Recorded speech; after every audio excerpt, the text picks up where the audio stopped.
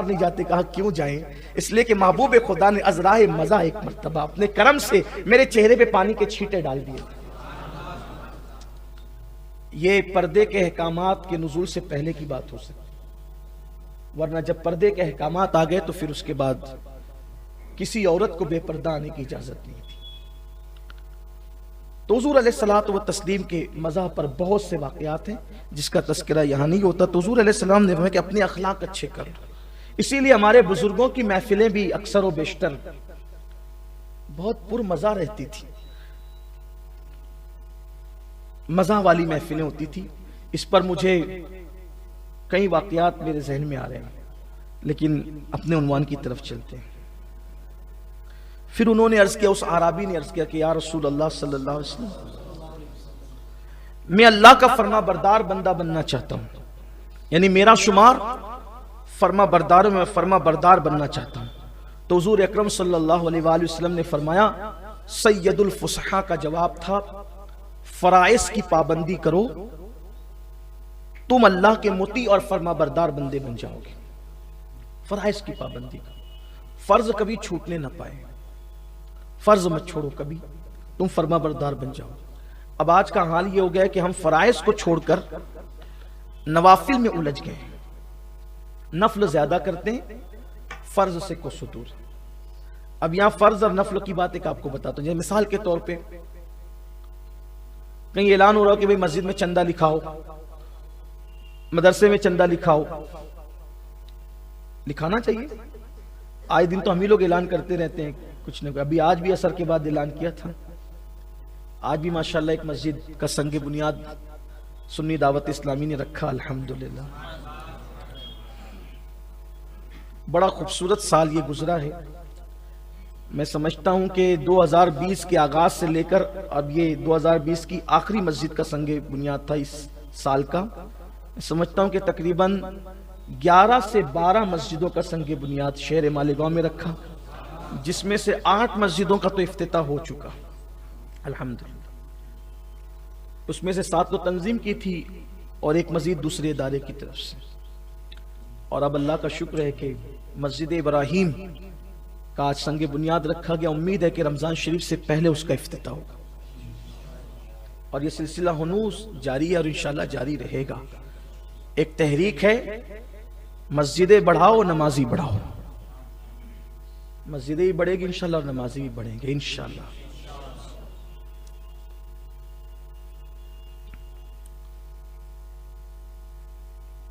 तो अगर मस्जिद मदरसे के चंदे का ऐलान होता है तो कोई कहता है मेरी तरफ से 5,000, कोई कहता है 10,000, कोई कहता है 50,000, ये नफिल है। लेकिन रमजान शरीफ में ज़कात उसकी अभी तक बाकी है, ज़कात दिया ही नहीं, फर्ज को छोड़ के नफल में उलझ गए। और पहले ज़कात दो, ज़कात फर्ज है, अगर साहिब निसाब हो तो पहले ज़कात। इसी तरह माँ बाप दवा के लिए तरस रहे, उन पे खर्चा नहीं करते और मस्जिद में चंदा देते हो। मस्जिद में चंदा देना नफल है, माँ बाप पे खर्च करना ये फर्ज है, उनकी जरूरत का ख्याल करना हम पे फर्ज है, लाजिम है। बल्कि किसी भी जगह पर पैसा देने में, रुपया खर्च करने में उतना सवाब नहीं मिलता जितना माँ बाप पे खर्च करने में सवाब मिलता है। हुजूर अकरम सल्लल्लाहु अलैहि वसल्लम फरमाते हैं, अगर कोई अपनी उम्र को लंबी करना चाहता है, उम्र को बढ़ाना चाहता है, रोजी में बरकत चाहता है, तो वो अपने माँ बाप पे खर्चा किया करे और माँ बाप की मगफिरत के लिए दुआ किया करे। अल्लाह उसकी उम्र भी लंबी करेगा, उसकी रोजी में भी बरकत अता फरमाएगा। फिर एक और बात कि लोग बिलखुसूस नौजवान मसरूफियत के इस दौर में मुतलकन नमाज नहीं पढ़ते। 95% नौजवान नमाज नहीं पढ़ते, क्योंकि उनका ख्याल यह है कि अगर आएंगे तो जोहर की 14 रकअत पढ़नी पड़ेगी, ये बहुत जरूरी है, असर की 8 पढ़नी पड़ेगी, बहुत जरूरी है, मगरिब की 7 पढ़नी पड़ेगी, बहुत जरूरी है, फिर उसके बाद दुआए सानी में भी शिरकत होनी होगी। ये सब सोच करके फिर वो मस्जिदों के अंदर नहीं आते। तो मैं उनसे कहता हूं, अल्लाह के बंदो, कम से कम सब छोड़ने के चक्कर में सब ना छोड़ो। अगर टाइम नहीं है तो कम से कम फर्ज पढ़ लो और जो ताकीदी सुन्नत है वो पढ़ लो, लेकिन पढ़ तो लो। फिर किसी ने जहन में यह बात डाल दी कि भाई जीन्स और टी शर्ट पहना होगा तो नमाज नहीं होगी। अब उसको तो मिल गया बहाना, कि मौलाना अभी तो मैं शॉप पर हूं, दुकान पर हूं, अब मैं कहां कुर्ता लेने के लिए घर जाऊं और कहां ये करूं, कहां वो करूं। मैं कहता हूं अल्लाह के बंदे पढ़ तो ले।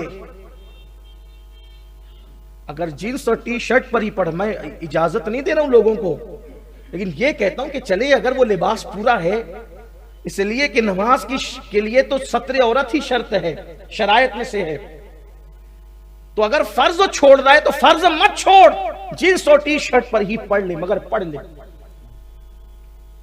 अगर नहीं तेरे पास वक्त है सुन्नत पढ़ने का तो कम से कम फर्ज ही पढ़ ले, दुकान ही में पढ़ ले, शॉप में पढ़ ले, मगर मत छोड़ नमाज।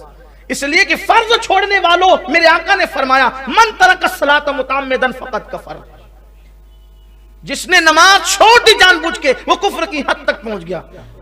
मेरी बात का ये मतलब ना निकाला जाए कि मैं सुन्नतें तर्क करने की, वल्लाह ये बात नहीं कर रहा हूं। सुन्नत पढ़ने वालों पढ़ो, कुर्ता पाजामा पहनने वालों पहनो, मैंने नहीं मना किया, लेकिन ये कहना चाहता हूं कि जो बिल्कुल नहीं पढ़ रहा है वो 95% तक, उनसे कहता हूं कम से कम फर्ज तो पढ़ लो।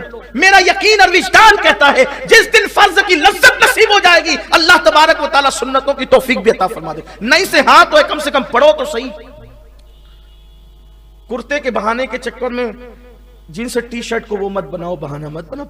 वो पहनते हो तो पढ़ो, लेकिन पढ़ो, पढ़ने के आदी बनो। अल्लाह ताला तौफीक नसीब फरमाए। अल्लाह करे मेरी बात का कोई मफ़हूम मुखालिफ मुराद न ले ले तो अच्छा, और अगर कोई ले भी ले तो अब मुझे इसकी कोई फिक्र नहीं है। मैं तो अपनी कौम को नमाज की तरफ बुला रहा हूं।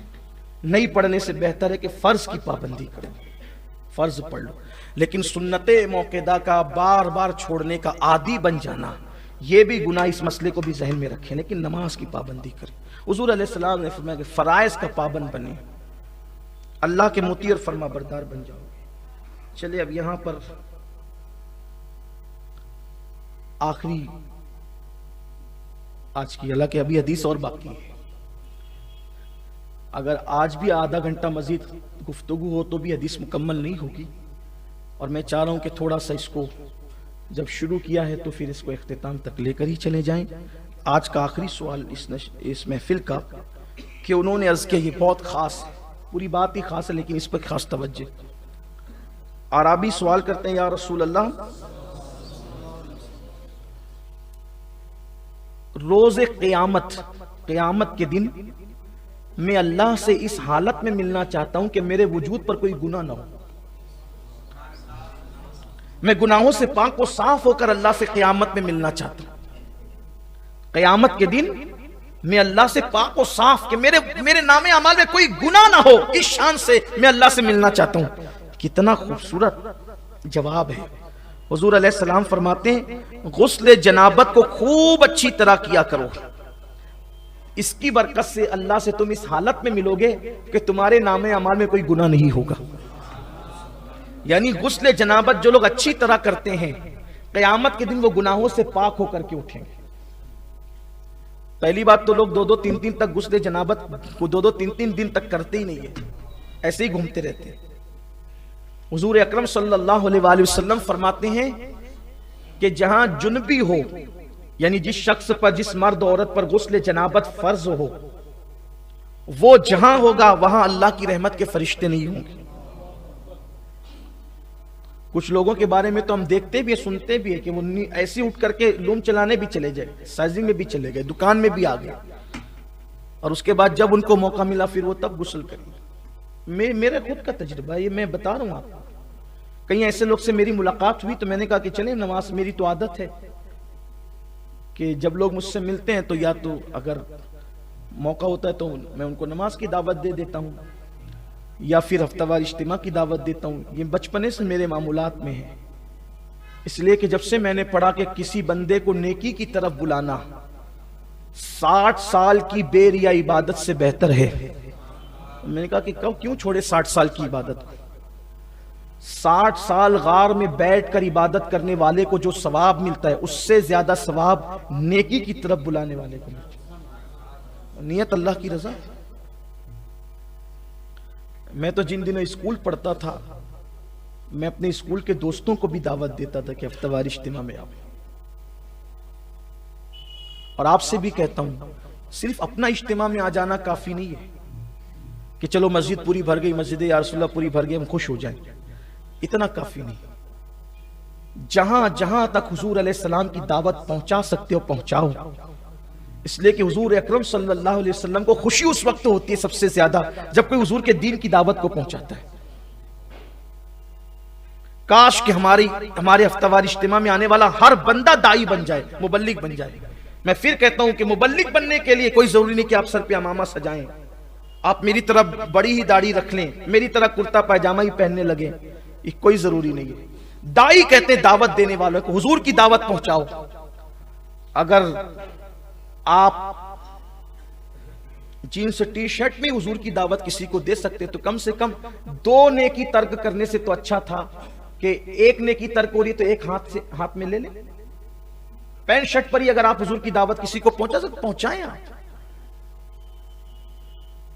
हुजूर अकरम सल्लल्लाहु अलैहि वसल्लम ने फरमाया बल्लिगु अन्नी वलौ आया, मेरी तरफ से पहुंचा दो अगर एक ही बात जानते हो। अब ये भी बात आपसे कहूं, कुछ लोग कहते हैं यार मैं अमल नहीं करता तो मैं क्या बात आम करूं। एक शख्स ने पूछा कि या रसूल अल्लाह सल्लल्लाहु अलैहि वसल्लम मैं दीन पर अमल नहीं करता, क्या मैं दीन की दावत दूं? हुजूर फरमाते हैं कि ठीक है दो दावत, अमल की कोशिश भी करो लेकिन दावत दो, हो सकता है जिस पर तुम अमल नहीं कर पा रहे हो तुम्हारी दावत से वो अमल कर ले। तो हुजूर अकरम सल्लल्लाहु अलैहि वसल्लम ने ये मसला भी हल फरमा दिया।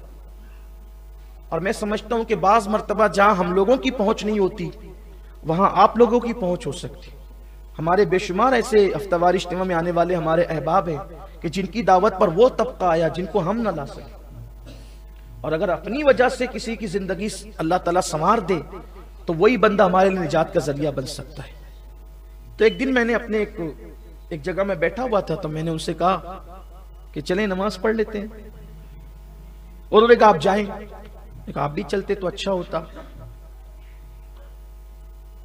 मैं अकेला ही था तो उन्होंने कहा एक काम करता हूं मैं मस्जिद तक आपको पहुंचा दे। तो चलिए वो आए, मस्जिद के दरवाजे पर उन्होंने मुझे पहुंचा। फिर मैंने कहा कि भाई दरवाजे तक आए, पढ़ तो नहीं। मेरे कान में कहा कि सैयद साहब मैं असल में अभी मेरा गुस्ल बाकी है। बड़ा सदमा हुआ।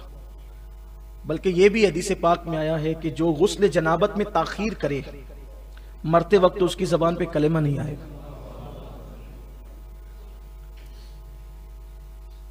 आदत बना लें जब फारिग हों फौरन गुस्ल करें। हालांकि फज्र के वक्त तक इजाजत है लेकिन फौरन करें, अपनी आदत बनाएं। मौलाए कायनात सैयदना अली करमल्लाहु ताला वजहुल करीम फरमाते हैं कि मैंने कभी जनाबत रात के अव्वल के हिस्से में नहीं की, हमेशा मैंने जनाबत रात के आखिरी हिस्से। मैं जनाबत सिर्फ समझाने के लिए कह रहा हूं, वहां तक अभी बच्चे बहनें सब और लोग होते हैं से समझाने के लिए। मैंने कभी जनाबत का मामला शुरू रात में नहीं किया, हमेशा रात के आखिरी हिस्से में किया। वजह इसलिए कहते हैं कि अगर शुरू हिस्से में करता तो रात में उसी हालत में सोना पड़ता। अभी तो बहुत आसानी है मेरे अजीजों, गीजर चालू करो और 5 मिनट में गुसल करके बाहर निकल जाओ तो फिर भी लोग मलीछे जैसे बने रहते, 2-2, 3-3 दिन नहीं नहाते। लेकिन वो वक्त, और वो भी अरब के अंदर जहां तेल से भी महंगा पानी आज भी बिक रहा है, पेट्रोल वहां सस्ता है पानी महंगा है अभी भी, तो समुंदरों का पानी उन्होंने काबिल इस्तेमाल बना लिया मशीनों के जरिए से, तो अब भी पानी महंगा है वहां। तो जब कुओं के जरिए पानी निकाला जाता होगा तो उस वक्त पानी की कितनी अहमियत होगी। तो मौलाए कायनात कहते हैं कि रात के शुरू हिस्से में जनाबत इसलिए नहीं कि रात भर जनाबत की हालत में सोना पड़ता था, इसलिए मैं आखिरी हिस्से में जनाबत करता ताकि मैं नापाक ना रहूं। क्यों? अगर उसी हालत में मौत आ गई तो अल्लाह को मुंह क्या दिखाऊंगा। तो इसलिए अगर गुस्ल जनाबत फर्ज हो जाए तो फौरी तौर पर करें। हालांकि फौरी तौर पे फर्ज वाजिब नहीं है, फजर की अजान तक अगर वुजू करके सो जाए तो इजाजत है, लेकिन मौत का भरोसा क्या है। एक बात आपको बताऊं, गुस्ल जनाबत न करने का नुकसान कभी कितना बड़ा होता है। एक है शहीद हकीकी, एक है शहीद फिqही और एक है शहीद हुक्मी। शहीद की 3 किस्म। शहीद हकीकी वो है कि जिसको मार दिया गया, जुल्मन मारा गया, अल्लाह की राह में मर गया वगैरह वगैरह। अब उसको इतनी देर तक जिंदगी नहीं मिली कि एक नमाज का वक्त आ जाता, या वो एक लुकमा खाता, या वो वसीयत करता। ये सब अगर वसीयत कर लिया तो शहीद हकीकी ना रहा, फिqही हो गया। ठीक इसी तरीके से नमाज का वक्त आ गया, या वसीयत कर दिया, या खाना खा लिया, अब वो शहीद हकीकी न रहा। लेकिन जो शहीद हकीकी होता है उसको उसी के खून के साथ उसी कपड़ों में दफन किया जाता है, और वो अपने खून को लेकर क़यामत के दिन उठेगा उसी कपड़ों में, और उससे मुश्क की खुशबू आएगी, और उसका खून भी मीज़ान अमल पे तौला जाएगा। ये शहीद हकीकी की बरकत है। लेकिन अगर उसने गुस्ल जनाबत नहीं किया था तो अब उसको गुस्ल दिया जाएगा, अब उसको गुस्ल दिया जाएगा। हालांकि शहीद का खून पाक है, पाक, शहीद का खून पाक है। इसीलिए फुकहा ने बयान फरमाया कि अगर शहीद के खून के कतरे कुएं में पड़ जाए तो उसको नापाकी का हुक्म नहीं दिया जाए। वो खून आलूद अगर कपड़ा कुएं में गिर जाए उसकी नापाकी का हुक्म नहीं दिया जाए। आप उसको उठा करके देखें, तो शहीद का ये मकाम होता है। लेकिन अगर वो जुनबी नहीं है तो उसे गुस्ल नहीं दिया जाएगा, वरना उसे गुस्ल दिया जाए। अब ये जो एक फजीलत थी ना कि शहादत का खून कब्र में लेकर के जाना, बल्कि एक बात बताऊं, उन्होंने तो इश्क में किया था, लेकिन उसके बावजूद भी उनको गुस्ल दिया गया। लेकिन चूंकि किया था गफलत में नहीं बल्कि इश्क में, इसलिए गसीलुल इंसान नहीं बने, गसीलुल मलाइका बने। हालत जनाबत ही में निकले थे, लेकिन गुस्ल दिया गया उनको भी। तो गुस्ल जनाबत जल्द से जल्द किया जाए। बल्कि मेरे आका अलैहिस्सलाम फरमाते हैं, अमीन वो लोग हैं, यानी अमानतदार वो लोग हैं जो गुस्ल जनाबत सही तौर पे करते हैं और जल्दी करते हैं। अच्छा, गुस्ल जनाबत भी सही तौर पे होना चाहिए। हुजूर अकरम सल्लल्लाहु अलैहि वसल्लम फरमाते हैं, जब किसी को जुन्ब की कैफियत होती है तो उसके बाल बाल में जनाबत होती है। अगर एक बाल भी हालत जनाबत में धुलने से रह गया तो पाकी ना हुई। लोग तो धड़ाधड़ धड़ाधड़ पानी बदन पे पानी बहाने का नाम गुस्ल नहीं है। नाक की नरम हड्डी तक पानी चढ़ाना, गरगरा करके हलक तक पानी पहुंचाना अगर रोजे में नहीं है तो, और उसके बाद इस अंदाज से बदन पर पानी बहाना कि हर बाल से कम 3 कतरे पानी बह जाए, ये जरूरी होता है। फर्ज गुस्ल बहुत एहतियात से होना चाहिए, वरना गुस्ल बाकी रहेगा। कुछ लोग तो बस बदन पे 3-3 4-4 बच्चों के बाप हो गए, लेकिन गुस्ल करना सीख ही नहीं सके। क्या नमाज होगी और क्या इबादत होगी और क्या तिलावत होगी, कितना बड़ा अलमिया है। तो इसलिए मेरे आका अलैहिस्सलाम ने फरमाया कि अगर तुम ये चाहते हो कि गुनाहों से पाक हो के क़यामत के दिन अल्लाह से मुलाकात करो तो गुस्ल जनाबत अच्छी तरह से किया करो। हुजूर इस्लाम ने कि अच्छी तरह से किया करो, इसलिए गुस्ल जनाबत अच्छी तरह से करने की आदत डालें। नाक के बाल बढ़ जाया करें तो उसको कटवा लिया करें, इसलिए कि अगर बाल कटवा लेते हैं तो गुस्ल जनाबत में आसानी होती है। इसी तरीके से अगर कुछ खाए है दांत में फंस गया है और निकाला जा सकता है तो वो सारा हिस्सा धुलना हमारे लिए फर्ज है। गरगरा करना चाहिए, और गरगरा करने में शर्माओ मत कि आवाज आएगी तो लोग क्या कहेंगे। लोगों को छोड़ दो, कौन क्या कहेगा। हलक के अंदर पानी पहुंचना चाहिए। इसीलिए काफिर कभी पाक नहीं हो पाता। काफिर कभी पाक, क्योंकि वो नहा तो लेता है, पानी तो बहा लेता है, कभी कभी बेतकल्लुफ पानी पीने की वजह से उसका गरगरा भी हो जाता है, हलक भी धुल जाता है बेतकल्लुफ पानी पीने। लेकिन नाक में पानी वो कभी नहीं पहुंचा पाता, क्योंकि नाक में पानी पहुंचाने का तसव्वुर सिर्फ इस्लाम में है। इसलिए काफिर कभी पाक नहीं हो पाता है गुस्ले जनाबत से, कभी पाक नहीं हो पाता। इसीलिए हमारे हुजूर मुफ्ती आज़मीन का तकवा यह था कि कभी आप काफिर के हाथ की बनी हुई चाय भी नहीं पीते थे। हालांकि पी सकते हैं लेकिन नहीं पीते, उनका मिजाज था। बल्कि उनका जिक्र आ गया तो एक बात याद आ गई। एक ऐसी खूबसूरत महफिल थी जहां हुजूर मुफ्ती आजम और मुहद्दिस आजम दोनों जमा थे। चाय आ गई, और चाय आई तो चाय रखी गई।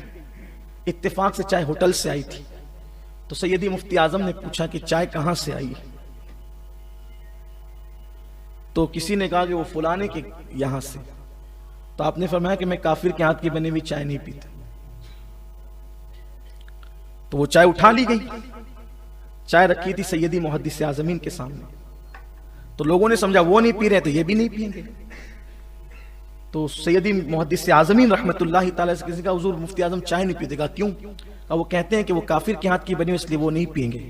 तो आपने फिर कप संभाल लिया, और कप संभाल कर उठाकर पीते हुए फरमाया, ये वो उनका तकवा था, ये उनका फतवा है। वो उनका तकवा था और ये उनका, और आपने पी लिया। पी सकते हैं, लेकिन सैयदी मुफ्ती आज़मी रहमतुल्लाहि ताला अलैह नहीं पिया करते। इससे ये नहीं कि अब जो पीने लगे तो आप उसको जो वो टेढ़ी नजर से, नहीं, इजाजत है। लेकिन आप फरमाते थे, बल्कि उन्होंने लिखा ये बात जो मैंने अभी अर्ज की ना, कि काफिर कभी पाक नहीं हो पाता, क्योंकि नाक में पानी चढ़ा करके धुलने का तसव्वुर काफिरों के यहाँ नहीं है। बेतकल्लुफ पानी पीने से उनका हलक धुल जाता है। इसलिए आपसे कहता हूँ, गुस्ल जनाबत सीखिए और अच्छे से सीख करके गुस्ल जनाबत कीजिए। और गुस्ल जनाबत की बरकत भी बहुत ज्यादा है। जब कोई गुस्ल जनाबत करता है तो हर कतरे की तादाद के बराबर फरिश्ते पैदा किए जाते हैं, और वो फरिश्ते क़यामत तक उसके लिए मग़फ़िरत की दुआ करते हैं जिसने जनाबत का गुस्ल किया था। और गुस्ल जनाबत का पानी बतौर नेकी मीज़ान में तौला जाएगा।